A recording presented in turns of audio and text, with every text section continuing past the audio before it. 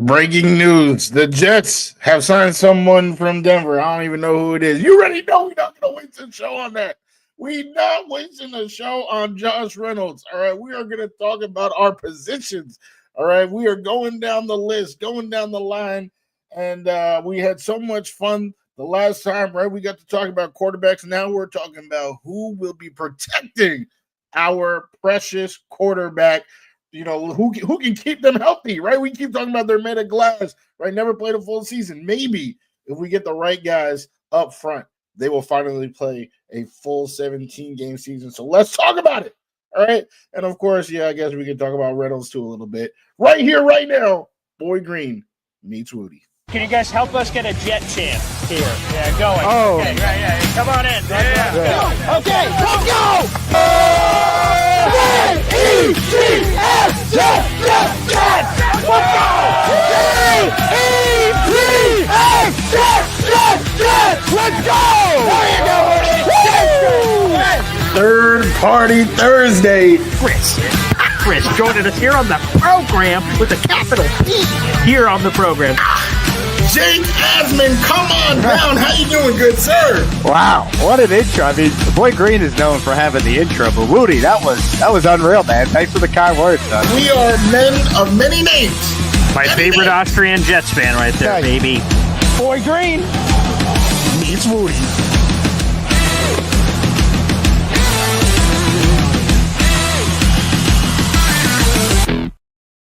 Welcome to another episode of Boy Green Meets Wudi. It is your boy James Wudi. You already know we are Wudi, rocking everywhere. And right here next to me is the boy who became king. Y'all know him as Boy Green, but to me, he is Paul Esden Jr. All right, we are ready to talk. All right, we are ready to talk Jets. We're ready to talk. Really, I guess that's what we talk about is just Jets. All right, we're breaking down the offensive line today in our series where we have been breaking down position by position. Mr. Boy Green, Paulson Jr., how are you? I'm doing great. I should have changed my because for people that are watching the show is the name Paul Boy Green as a junior, but underneath as my Jets digital reporter for heavy, I should have put Josh Reynolds truther, something of that nature to pound the table for our new top flight, high octane wide receiver for Justin Fields, baby. It's Josh Reynolds time, which, by the way, I'm sure we'll talk about it a little bit on the show. But we also have a short form video up already on the YouTube channel. So if you guys want quick hitting reaction kind of stuff, we put that up quickly every time the Jets, make a move. So Josh Reynolds, welcome to the New York Jets wide receiver room, baby. Yep. Are these guys trying, man? Are these guys? I mean, I really didn't think that our next GM was gonna make me miss Joe Douglas. Wow. But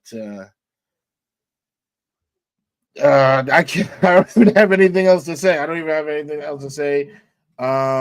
Just another move of nothing. That's what we keep seeing. One move of nothing after the next. I just have to say Vegas is very generous, giving 5.5 wins to this terrible franchise. Couple of things here. First off, Josh Reynolds, I think he's a guy. I don't think he's like anytime you have to go high pitch like that, you're selling BS, right? You wouldn't have to say that. If it was Jamar Chase, you would say in your regular grown ass voice, hey, this is Jamar Chase, but Josh Reynolds, he's a guy. Yeah. Rich Eisen loves to talk about the higher register that people have to do sometimes when they're talking about a player. I will say this. I think is he gonna be on the 53-man roster? I'd be surprised if he isn't, but he has connections to everybody, right? He was in Denver, so he crossed over Darren Muji.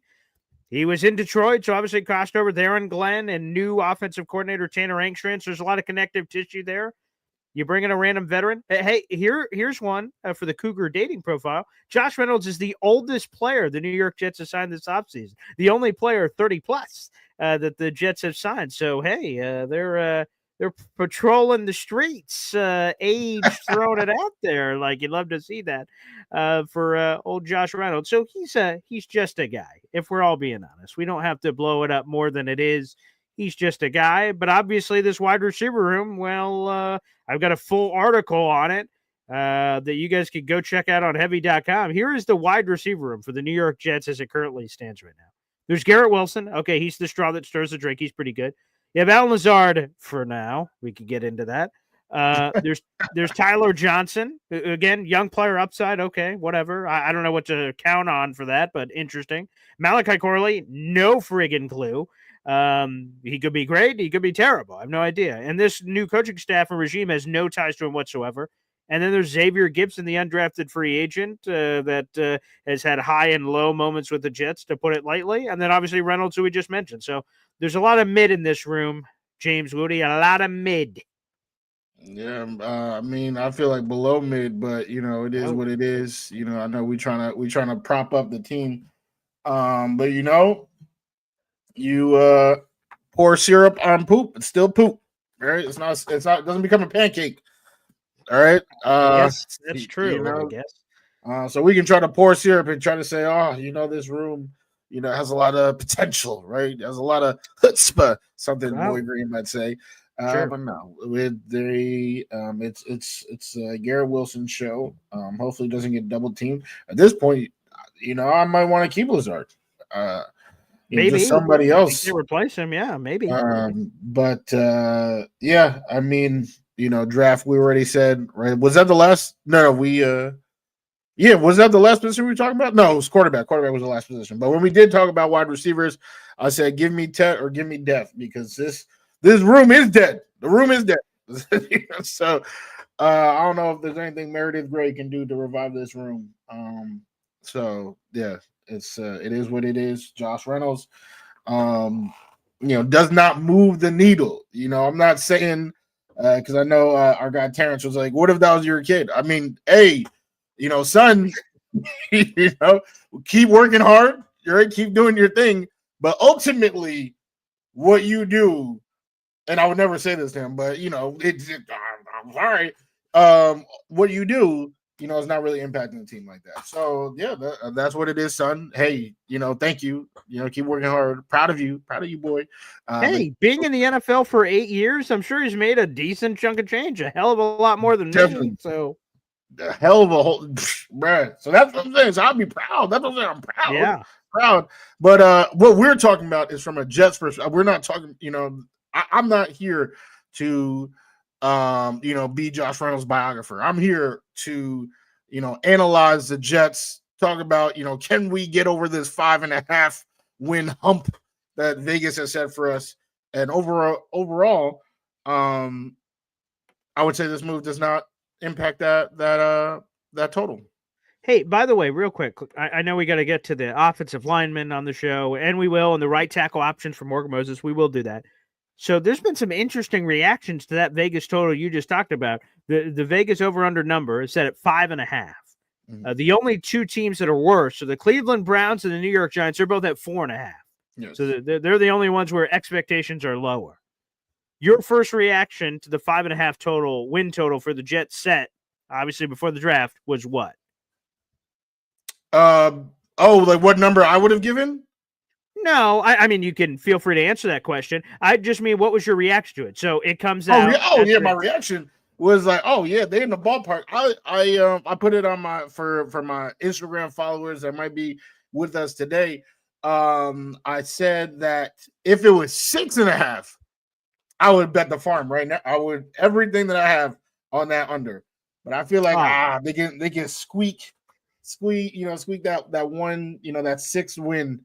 Late in the game. Like that's usually, how the Jets roll anyway, right? They win, like 2 games in the final, like 3-4 weeks.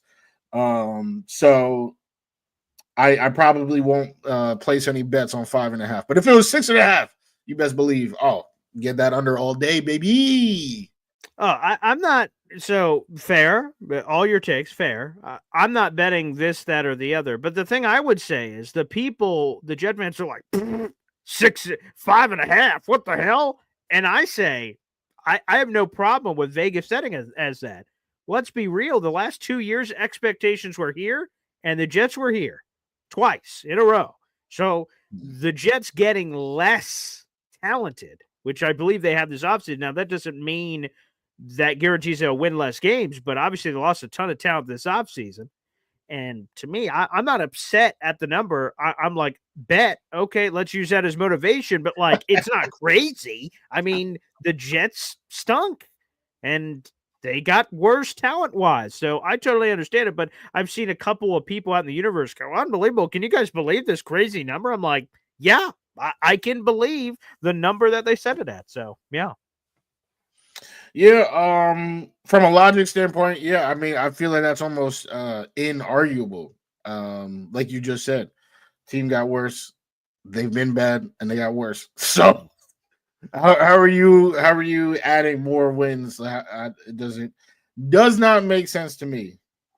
No, not at all. So, anywho, I just want to address that because you ended up bringing it up here on the show. But again, let's talk about this offensive line, Wudi. The big loss for the Jets is Morgan Moses. He exits stage left or stage right as our right tackle. He's out. He goes to New England Patriots, that bastard, on a 3-year deal for $24 million at 34 years of age. That's an interesting length and size of contract for 34 years of age. But hey, Patriots, do what you got to do. I like Morgan a lot, but he's gone. And the Jets have done little to replace him. We could get into that. So give it to me, Wudi. We could start wherever you want, whether it's draft, free agency, or what. What is your ideal plan to replace Morgan Moses at right tackle in the starting lineup? Well, you came out here, you defended your boy, Chukwuma Okorafor. I was out here, I was saying a quitter. Aaron Glenn, he wants winners, and winners never quit, quitters never win. And you said, hold on. Okay, Chukwuma, he's a great guy. He's wonderful. He was forced to play left tackle by those evil Patriots after playing right tackle his whole pro career in Pittsburgh and being all right. So we don't know all the facts. We don't know the whole story. Maybe there's something there. And AG, our guy who can do no wrong, saw something in him and brought him to the team. So believe it or not, that little speech that you had worked. I mean, I was that's kind of fair. I mean, if he was the right tackle for the Steelers, right? That's a well-run organization, even if they don't currently have a quarterback. Okay, he's there, doing his thing. One thing that I've always said, for as long as I've been doing this, is that you don't need, 5 monsters to, have a great offensive line. 2 is cool, 3 is cool. Yeah. Obviously, if you can make it work, of course, all the power to you. But you can have a top, and when I say top, I mean top 5 offensive line with just 2 all Pro Bowl caliber players. So to me, I think this current Jets team, or this current Jets offensive line rather, has 3 players that could be Pro Bowl All-Pro talent, in my personal opinion. I love Elijah Vera. I almost said tackle. I know that was a joke, but his real name is Tucker, right? I love AVT big time. Joe Tippmann had a great season. Olu, right now, full season as a starter. Playing the same continuity of playing right next to his boy John Simpson.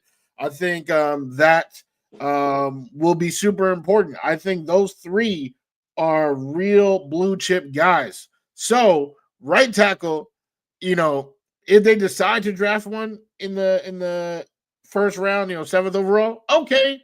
You want dogs like I can never get mad at adding to the trenches as long as it's the right pick, the right pick. But I can never get mad about that. But I think if Chukwuma was balling in the right and it really was just that difficult, going from right to left, right, left, then all right. Then now you're here. You're on the right side. and I trust the talent of the other 4 players. Yeah, I'm glad that you brought up my boy Chukwuma Okorafor. He is a guy that now my conviction has only grown stronger. His contract details have come out. Have you seen these, Woody? On how much? No. Talk to us. Unbelievable. This may be one of the best deals of the. He signed for $1.3 million with $900,000 guaranteed. Wow. Folks, if he is their primary swing tackle, call it, although, like I said, he's only played 12 snaps at the NFL level at left tackle in his career. He is a long-term right tackle. I've got all his analytics here. I kept my notes together. That from 2020 through 2022, Chukwuma Okorafor was the Steelers' full-time starting right tackle, and he played 1,000-plus snaps in each of those seasons 3 years in a row. He was the full-time starting right tackle for the Pittsburgh Steelers. And if he's your backup, that's a massive upgrade over Carter Warner and Max Mitchell. And if he's your starter, it goes back to Woody's point, making Space Jam references of you don't need 5 Monstars all over the place. And that's the thing for me that I think people are losing. I've heard so many Jet fans rip the Chukwuma Okorafor signing and comparing them to slap crap players of Jets past like Wayne Hunter and other Jets. And I'm like, what are we talking about here, guys? This guy was good enough to be the Steelers' right tackle for a bunch of years. Now, I'm not singing sweet praises, move over Hall of Famers. Chukwuma's coming through. I'm not saying that. Look at the money he signed for. But I'm saying, talk about a risk worth taking. A guy that had a weird year last year. Again, none of us know exactly what happened, but I reached out to people I trust in New England, and they seem to indicate to me that Chukwuma signed as a right tackle. It's like, oh, great. I love playing right tackle. I've been doing it my whole life. And all of a sudden, actually, left tackle. And he's like, geez, I've never done that before, but all right. And he does it, and it goes horrifically wrong. And then there's a disagreement between him and the team, and he leaves the team. So we don't know all the details. And Woody, I'm glad that you guys are going to be doing Boy Green Meets Woody. Of course, on Tuesday, I will not be there, Syracuse Mets baseball. So you guys will do the show without me on Tuesday. Rich Cimini, I listened to his podcast this week. He said one of the top questions on his list to ask Aaron Glenn, because Aaron Glenn and Darren Muji are meeting down in Florida with the media. And one of the top questions Rich Cimini has on his list is, what happened with Chukwuma Okorafor? And you are compete. It sounds like Chukwuma wasn't doing much competing, and he's going to ask that question about what the hell happened last year, and why would you sign a player like that? So I am fascinated to hear the AG answer. Maybe he gives us one, maybe he does not, but that'll be super interesting to see. So anywho, long story short, going back to this guy, if he ends up being our starting right tackle, I don't think it's the end of the world. I think he's a fine guy. Again, not great, not terrible, just fine. But to Woody's point, not everyone has to be a superstar. So I think Chukwuma is getting totally overlooked in all this right tackle conversation for the New York Jets, and he should be firmly in the mix. He is not. He keeps getting categorized with Carter Warner, Max Mitchell, and I have no idea why. None of those bastards have started 3 seasons of NFL football, and he started more than that, but just the 3 seasons I've run with Pittsburgh, I have no idea where any of that's coming from. So yeah, Chukwuma Okorafor, he's certainly high on the list. And another free agent that's out there, I've brought this name up before. He's still out there. Now, again, the options aren't great, so consider that. If you want to add another guy to the room, why not George Fant, baby? He is out there. He can play left. He can play right, left, right, left. How about some George Fant action? You want a family reunion? He's available. He's a guy. And you put him out there, and I imagine the money's going to be pretty dirt cheap. At a minimum, he's depth, more competition. Why not? Let's get fancy with it. You do love like all these old Jets, regardless of the history that they've had with the team. You know, you try and bring back, Elijah Moore. Yeah, there you go. Who knows? Lakin Tomlinson, you probably bring him back. Oh yeah, let's go. Yeah, you just try and bring back any. Oh, have you played with the Jets before? Okay, let's go. Tim Boyle, you trying to bring him back to the room? Unfortunately, he's unavailable. Signed with the Tennessee Titans. I did see that. Maybe make a trade. Trade. Well, obviously Cam Ward's now off the board after the Tim Boyle signing for the Titans, the number 1 overall. So, believe it or not, I was much harsher the first time you brought up Fant. I want to say like 3 weeks ago. Yeah. If right now it seems like this is this is what we keep doing is these nothing type signings. So if we want to add George Fant, that's right along, what they've been doing. I'm like so interested, and of course we're going to talk about it all April. I'm actually super excited for all the things we're going to talk about relating to the draft and the visits and going through sleepers and all that type of stuff. Because I really think like this free agency has done nothing. It's done nothing. I don't see what they are trying to build. The clear theme I see is younger. That's what I see, right? Oh yeah, sure. Got rid of all the old Reynolds. dogs. Right, yeah. And yeah, I guess besides Reynolds, but they got rid of all these old dogs, regardless of how much they still left in the tank. They have plenty of them had a lot left in the tank.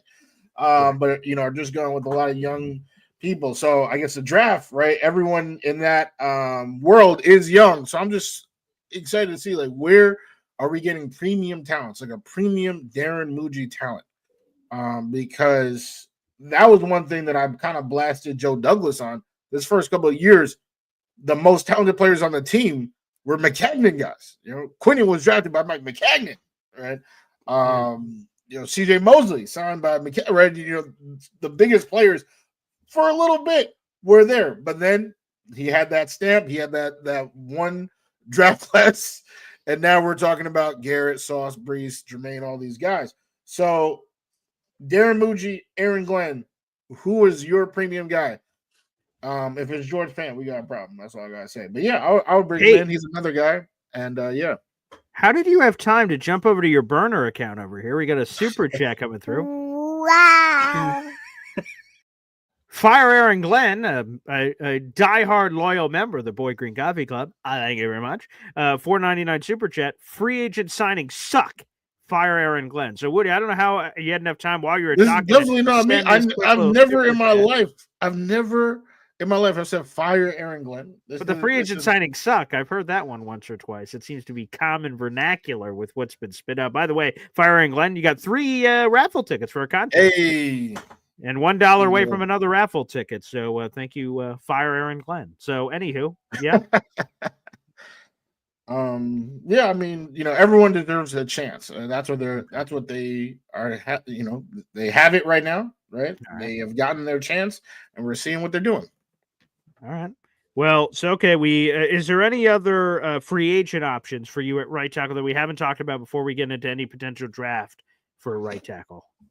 No, I definitely wouldn't. I personally wouldn't even look. If that's based on what they've done already, you got Chukwuma in there. Cool, do that. You got it. And let him do his thing, and then draft. You would want to draft, right? Because Max Mitchell, Carter Warren, they're not your projects. They're somebody else's project. So this is where you could draft, somebody to, develop into the next guy. Yeah, the other options are lacking significantly in free agency. Names beyond George Fant, you don't even recognize who these names are. So not good. So there were a couple names that we were talking about. But they're looking for young, right? If you're 29, you're too old. they on the Bill Belichick dating philosophy over there. So we can't even get any quality talent. Let's get to some draft names. Now, I'll tell you this, one name we could start here. One name that I've sometimes seen mocked over there, Mike Tannenbaum, longtime former NFL general manager, helped the Jets hire their current regime. He put out his mock draft from a former GM's perspective, and he had the Jets going Will Campbell with the 7th overall pick, the tackle guard center out of LSU. And I mentioned all those alternative positions because if Will Campbell stays at tackle at the NFL level, he would have the shortest wingspan of any offensive tackle over the last 26 years. And it could date back further, but the testing numbers don't go back further than that. So it's at least 26 years. It may be longer. And now Will Campbell gave himself a quote out there, like, watch the tape, suckers. Like, no one talked about my wingspan or arm length or any of this when you guys didn't know what it was. But as soon as you guys found out those numbers, you started to nitpick. And he says, I think it's, quote, bullshit, is what Will Campbell said. So I throw it to you, Woody. I'll tell you, I'll be honest. I am very nervous about drafting a guy like Will Campbell, who, first off, he's played 40, it's like 38 or 40 games. I had the number in front of me a second ago in his college career, all of it at left tackle. So we would be asking a guy to flip. Now, sometimes it works. Joe Alt, longtime Notre Dame left tackle, Chargers draft him and say, hey, buddy, you're playing right tackle, and he's awesome. So sometimes it works, but sometimes we don't. There's countless other examples where it hasn't worked out. So they'd be asking this guy to flip to the other side. And again, that short wingspan thing, that again, it would be an anomaly. Literally 0 percentile, which means it has never, ever happened before. I don't think that's the kind of risk I want to be taking with the Jets with the 7th overall pick. So that scares me. So I'm a little nervous on Will Campbell, who's been a popular pick to the Jets. Yeah, I mean, I definitely can see, people, getting caught up on like silly numbers, like, oh, this person, kind of like what I said in Tet's defense, T-Mac, the wide receiver from Arizona, like, oh, was this 40 this or was it 40 that? Bro, look at the tape. Like, dude is dominating. He plays the game at a high speed. So to worry about, arm length, versus what he's actually been able to accomplish, I would agree with that. I mean, we just spent however many minutes talking about how our own Chukwuma couldn't go from right to left, and now we're talking about this guy going from left to right. So I would say for the 7th overall pick, if that is where the Jets choose to pick, now, trading back is like a popular option that I've been seeing. But if they choose to draft the 7th overall pick, you need to be drafting a sure thing. And, Will Campbell's not a sure thing. He's not, he is indeed not a sure thing. So I would definitely not be hyped if that is the name that we hear on that day. I wouldn't be, furious or anything like that, because what I said before, I'll never get mad about people adding to the trenches. Yeah, I think Membu is definitely the popular name. That if we are going to do that, the Membu fashion, so just have that. Again, personally, I'm not even looking at tackle in the first round. I'm not. I can't do it. Fair enough. I would say on Membu, the part that I love about Armand Membu, 2022, played in 11 games, right tackle.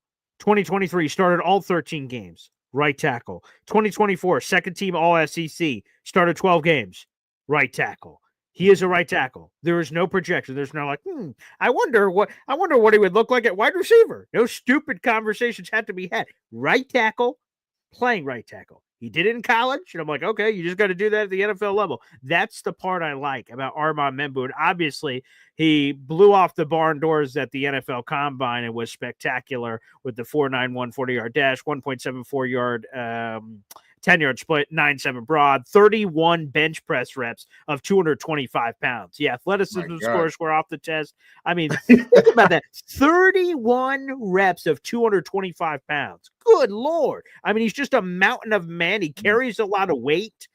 He's played right tackle before, which again excites me. He's 6'4", 332 pounds. That's a lot of man. And I wouldn't mind. But you say you wouldn't like a right tackle at 7, so you can tell us what you'd prefer at 7. I'll give you a non-first round option that, again, a lot of Jet fans like, and for good reason. Ozzie Trapillo. He is 6'8" out of Boston College, longtime right tackle at BC. We can debate where he should go. In the Chad Reeder mock draft for NFL Media Group, he fell to the 4th round. Sign me the hell up. But some people have said he'll go higher, maybe the 3rd round. So there's some conversation there. But you can find a right tackle that makes you feel pretty good, especially at that size and NFL bloodlines. That excites me. But you say no right tackle first round. Either explain why or what positions you want to go for. Yeah, absolutely. Well, I'm team pass catcher. They have not gotten a premium pass catcher at all. Stone Smart does absolutely nothing for me. Josh Reynolds. Tyler Johnson. Arguably even less.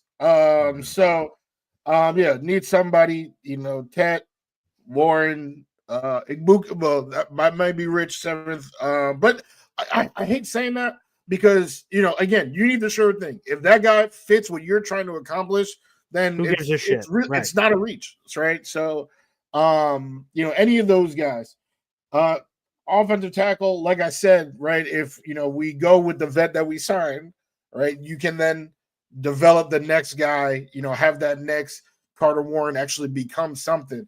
And Ozzy is actually one of the names that I was about to say. Ooh, yeah. So we thinking alike, which is anytime it happens, that usually means it's a slam dunk. That's a good point. Another name I'll throw out there, and I promise this is not biased because I am a UNC fan, but he's 30 minutes away at NC State is Mr. Anthony Belton. They call this man Escalade. This dude is 6'6", 336 pounds. He is a massive man. For those of you who are missing Mekhi Becton, who are mad watching him cry all up on the Super Bowl field as a winner, well, guess what? You can just replace that big old fool with this big old prospect. Just a mauler and pass protection, and then of course somebody who can be coached up in the run game as well. This is somebody who, I think he has the physical traits. All right, he also went through JUCO, right, to then get to NC State. So kind of that Jermaine Johnson, grinder mentality. Nothing was handed to this man.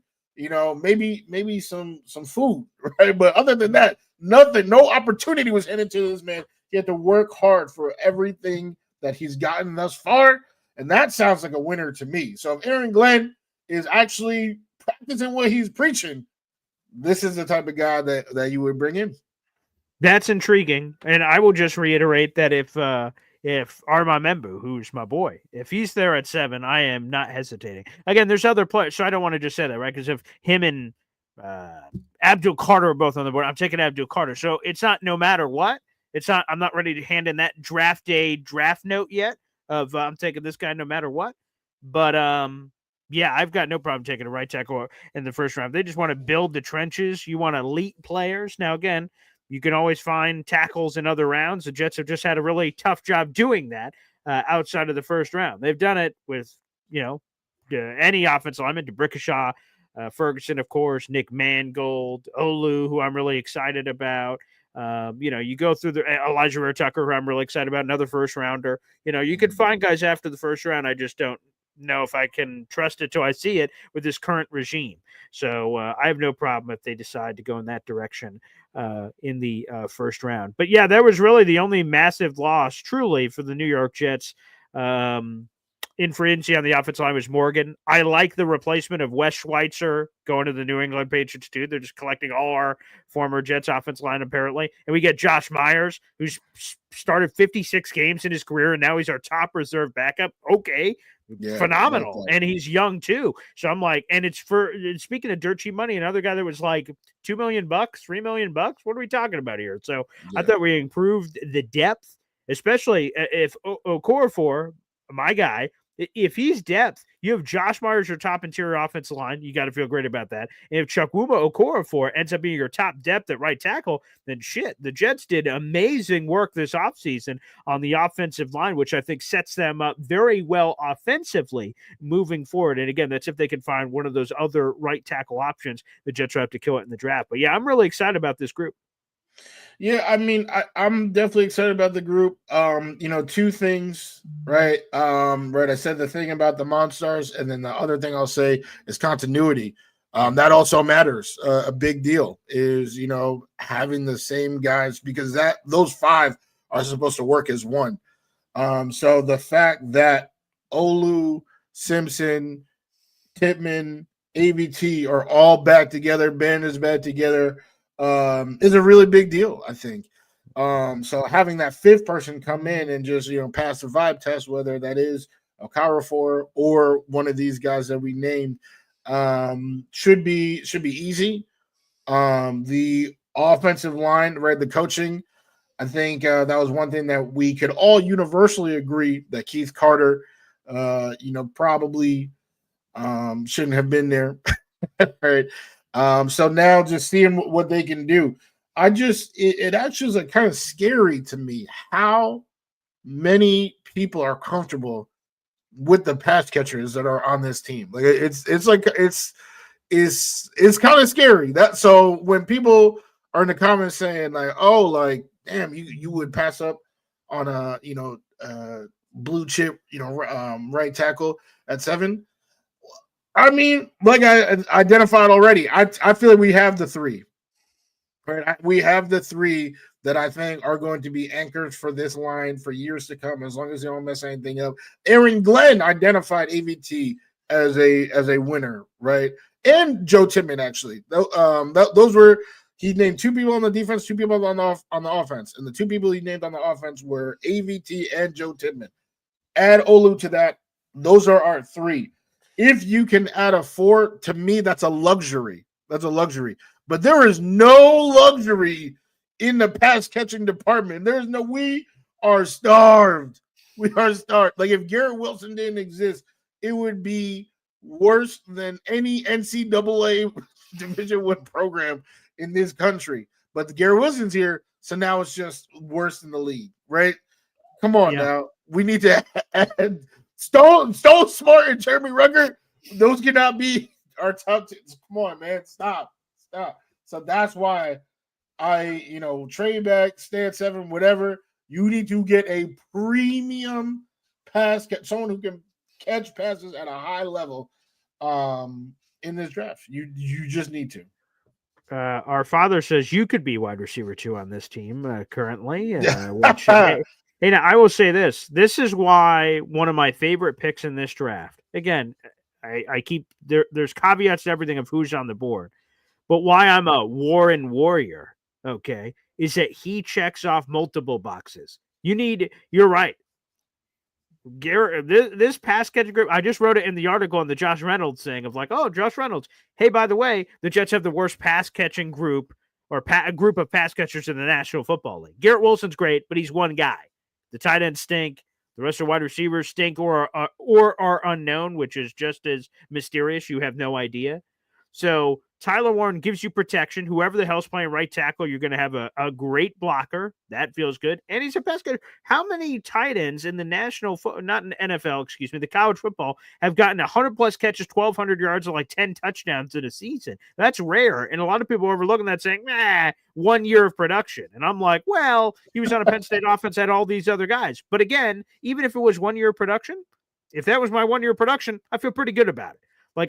That's why I like Tyler Warren a lot, and why some people would be upset with that pick. He gives you protection. He gives you pass catching, a safety valve for Justin Fields, and it would prevent Stone Smart or Jeremy Rucker from getting on the field as starters. So, that in itself is worth the pick for that. So, yeah, Tyler Warren is one of my favorite picks of any Jets mock draft that comes up because he checks off. Jet Jara said it earlier, and I agree. That's one of those things I would love to see. Yeah, absolutely. I wholeheartedly agree. Tyler Warren would be solid. I wouldn't consider myself a Warren warrior per se, but I wouldn't be mad because I need a pass catcher and he can catch, like you just said, he can block, he can do all those things. So yeah, I think that is that's something we gotta look at. We cannot fall into the trap. And I'm so sorry, Mark, because I'm gonna respond to another one of your comments. But we cannot fall into the trap of being like, oh, bro, we got Fields. Like, all right, just one, right? He only need like one pass catcher and then let him go to work, baby. Because that's what the Bears did. That's literally what the Bears did. They refused to build around that man. QBs, they need help. They need help. And I'm talking about like elite QBs need help. Fields, the board needs some help, all right? So please surround this man with people that can catch the football. And don't let Stone Smart anywhere near the field. And speaking of that, our Pop is in here. He's firing off the Jets' best pass catcher. They let go for almost league minimum. He's talking about Tyler Conklin. Conklin 0 drops. So Rich Samina in his podcast, I highly recommend everyone checks it out. The Flight Deck Podcast. He gave some nuggets because, right, you see Tyler Conklin leave on a 1-year deal for $3 million with a couple of incentives that could get before half. You're like, that's kind of chump change. Like, why would and again, Stone Smart, Jeremy Rucker, like, what are the Jets doing? Why would they just let him go? apparently, according to Rich Cimini, he's dropped some nuggets from apparently people he's heard with the Jets that they thought Tyler Conklin was slowing down last year, that their numbers, GPS numbers, and things of that nature. So they must think the age, like that there's about to be this massive drop off. So that seems to, I'll have to go back and see what else he said if I missed anything else from Rich Cimini's take on why they seemingly let Conklin go. That's one of the things I remember them saying. I'm like, oh, interesting. Okay. So apparently the Jets saw Tyler Conklin going in the wrong direction. So damn, see there's your analytics. I can't speak on that. I don't know what what type of formula calculation that they were going through. But one thing I can tell you wholeheartedly is that the analytics on this show is that we going high, baby. What an episode. What an episode. Talking offensive line, talking tackles, not getting tackled. But man, I'm telling you, this run up to the draft is going to be super, super exciting. All right, Boy Green, James Wudi, we're not going to leave any stone unturned. All right, so we are talking about who have the Jets spoken with. All right, who do we think they should speak with? You know, who are those guys in the first round? I mean, we keep talking about those, but what about those later rounds? All right, can we predict the future? All right, kind of like how Boy Green did with Andre Cisco, right? Like, let's see what we can do. All right, who's coming in? And yeah, stay tuned because this is going to be a fun month of content creation. That's for damn sure. A couple of quick things. Again, Syracuse, man, we have opening day of baseball to everyone who celebrates today. God bless.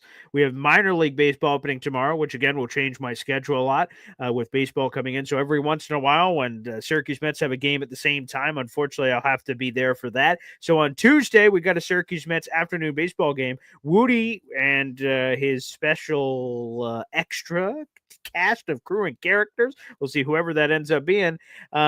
The Jets, Aaron Glenn and Darren Mucci are set to speak at the league meeting, so we should have some updates and some interesting answers from AG on a variety of things. So Boy Green Meets Woody will be back on Tuesday at 3 o'clock. I will be back tomorrow morning at 7:30. So Woody, looking forward to it. It's going to be a great chase to the draft. Absolutely. Definitely looking forward to it. Make sure to like, subscribe, right, at Boy Green 25, but also at Take Flight Talk. All right. You know, I got my takes for you. Got my takes. Read all about it. I guess you don't have to read because it's video because we on YouTube. But yeah, you know what I'm saying. Watch all about it. But yeah, we gonna be talking. That's for damn sure. Thanks everybody. We'll see you. Take care.